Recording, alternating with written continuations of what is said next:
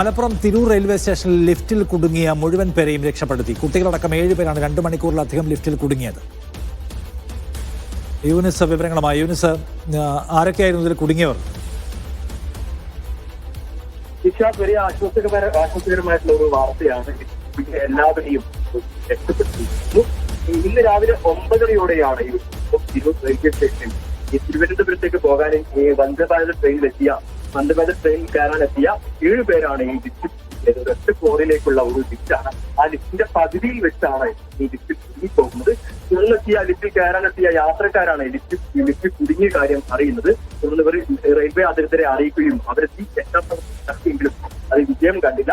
പിന്നീട് കാർപ്പൂത്തെത്തിയാണ് ഈ ഒരു രക്ഷാപ്രവർത്തനം ചെയ്ത് 2 മണിക്കൂർ 7 പേരാണ് ഈ വൃദ്ധരും കുട്ടികളും സ്ത്രീകളും അടക്കം 7 പേരാണ് ഈ ലിഫ്റ്റ് കുടുങ്ങിയത്. 2 മണിക്കൂറിലധികം ഇവർ കുടുങ്ങി.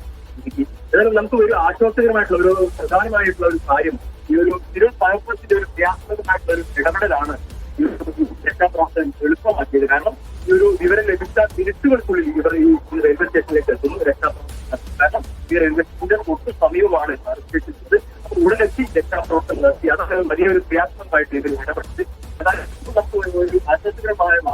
യൂനിസ്, ഞാൻ ക്ലിയർ ആയിട്ട് കേൾക്കുന്നില്ല. അവർക്ക് കൂടി വരാം. എന്തായാലും ലിഫ്റ്റിൽ കുടുങ്ങിയ 7 പേരെയും രക്ഷപ്പെടുത്തി.